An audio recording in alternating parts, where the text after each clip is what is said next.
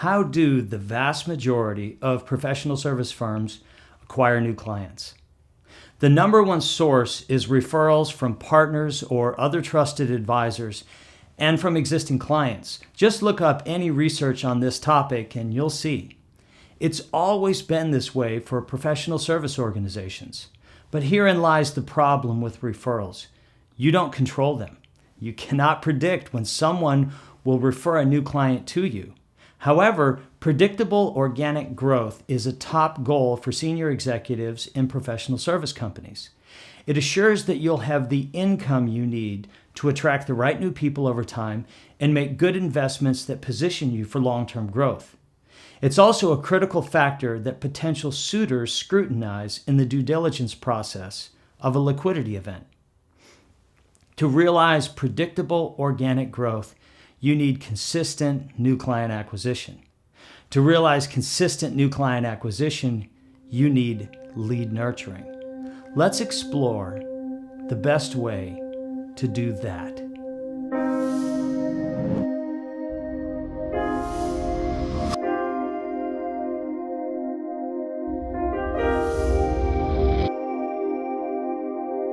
When I meet with professional service leaders, one of the first things they say is, "Randy, we need to nurture leads."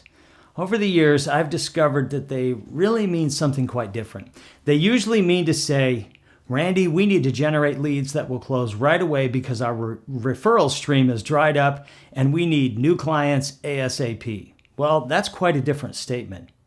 If your referral stream is like most professional service firms, it looks more like a trickle, steady though it may be, rather than a river of prospective new clients who are a great fit for your company. So which is it for you? A river or a stream? For the stream to become a river, you'll need to engage prospective new clients in meaningful dialogue. But this raises an important question. What will it take for a decision maker to go from having virtually no knowledge of your company and services to trusting you to be their service provider? What's involved in that process? How long will that take? What steps do they typically go through?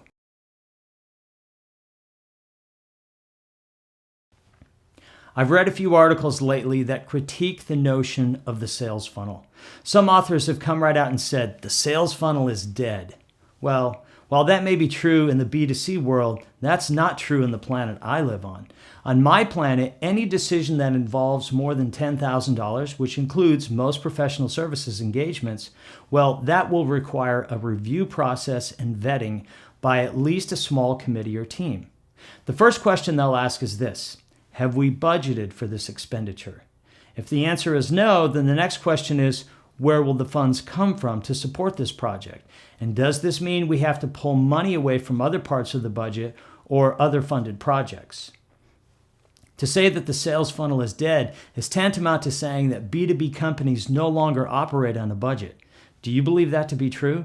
I can hear the CFOs howling from here. Having established the critical nature of the sales funnel for B2B companies, let's look at how sales funnels work for most service firms. The average sales funnel has 5 stages. Awareness. Prospects become aware of your brand, services, and content. Consideration. Prospects sample your content to see how you can help them. Interest. Prospects engage in serious dialogue requesting a proposal. Evaluation. Prospects evaluate your proposal against their needs and competitive offerings. And then selection. Prospects accept your proposal and move to the next steps. Did you notice the first stage here? Awareness. I want to focus on this topic because it's the gateway to new clients and predictable growth. If you watched the Winter Olympics this past year, you may have seen the great one, Wayne Gretzky, carrying the Olympic torch. Many would argue that he's the greatest hockey player in the history of the game. Wayne said this very important quote, "I miss 100% of the shots I don't take." This is true not only in hockey, but also in professional services, sales, and marketing. Ask yourself this one question. In the potential universe of companies that you could be serving right now, who are a good fit for you, how many are aware of your brand? If you don't know, that's like saying you're not even in the game with them. The point is this: you cannot get to the interest, evaluation, or selection stages where they become a new client if you cannot get them into the awareness stage. So the question becomes, how can you set yourself up to take more shots and win more deals? In the Nurture and Harvest video, I stated that lead nurturing tactics should only require a few moments of time to consume. They should plant a seed with the prospective client. The seed can be nurtured over time, and those tactics include e-newsletters, articles, blog posts, social media posts, short videos of, say, 5 to 10 minutes, or even infographics. The goal of lead nurturing, however, is very different from the goals of the executives I described earlier, who want to close prospects right away. Lead nurturing tactics respect the content consumer and don't try to rush them into a relationship that they're not ready for yet. I often think of it this way. Lead nurturing is kind of like dating. Let's say Bob goes on a date with Sally and starts talking about marriage in the first 10 minutes. Sally will probably feel pretty uncomfortable and may even end the date early. She's not ready for that kind of talk. It takes time to get to know people.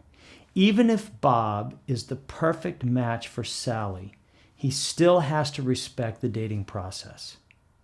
Let's extend the dating metaphor just a bit further. Let's say Bob asks Sally out on 3 dates and they have a good time. Sally's interested, but then Bob stops calling. What happens next? Well, you know the answer. Sally moves on. This is very much what it is like when professional services firms use lead nurturing inconsistently. So if you start a blog, keep it going. If you write and promote articles, keep them coming. If you use social media, feed your followers great content. This is your best opportunity for keeping awareness alive and filling your sales funnel. I know this can be time-consuming and even expensive, but it is worth it. Well, why do I say that? This is my 60th article and associated video for Professional Services Journal. For the past 5 years, I have consistently, month after month, given you my best ideas to help you grow your business. I wouldn't keep doing it if it wasn't successful for us. But I also know that the process of lead nurturing is hard. Coming up with ideas every month can be very taxing. Ensuring those ideas are spot on for your ideal clients is even harder. This is why I've created an action guide called 7 Steps to a Lead Nurturing Program that keeps you in front of prospects. This free resource is a treasure trove of concepts that help you deliver great content to prospective ideal clients. The action guide shows you how to attain top-of-mind presence with thousands of decision makers so you can consistently fill your sales funnel.